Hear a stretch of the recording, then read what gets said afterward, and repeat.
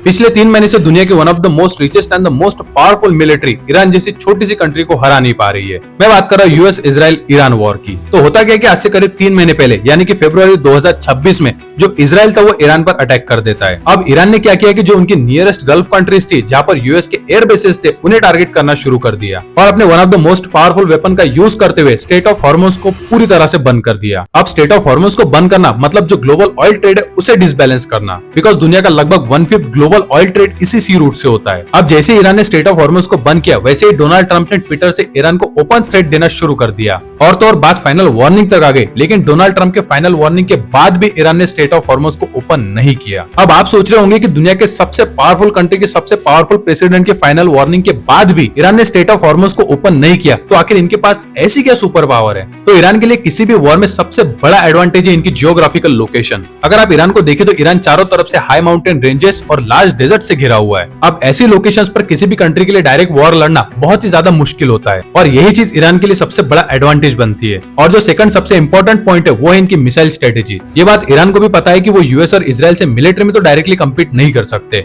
इसलिए वो बस ट्राई करते हैं कि इस वॉर को किसी भी तरह से और ज्यादा एक्सपेंसिव बनाया जाए और इसी स्ट्रेटेजी को जियोपॉलिटिकल टर्म में कहा जाता है सिमेट्रिकल वॉरफेयर। ईरान क्या कर रहा है कि वो इस वॉर में ऐसे चीप लॉन्ग रेंज ड्रोन्स का यूज कर रहा है जो कि काफी ज्यादा सस्ते हैं, बट इन्हीं ड्रोन्स को डिस्ट्रॉय करने के लिए जिस एयर डिफेंस सिस्टम का यूएस और इजराइल कर रहे हैं वो काफी ज्यादा एक्सपेंसिव है। यानी कि कुछ लाखों रुपीस के ड्रोन्स को डिस्ट्रॉय करने के लिए मिलियंस ऑफ डॉलर्स का एयर डिफेंस सिस्टम यूज करना पड़ रहा है और इसी रीजन के चलते ये वॉर यूएस और इजराइल के लिए काफी ज्यादा एक्सपेंसिव साबित हो रही है और वो ईरान को बीट नहीं कर पा रहे।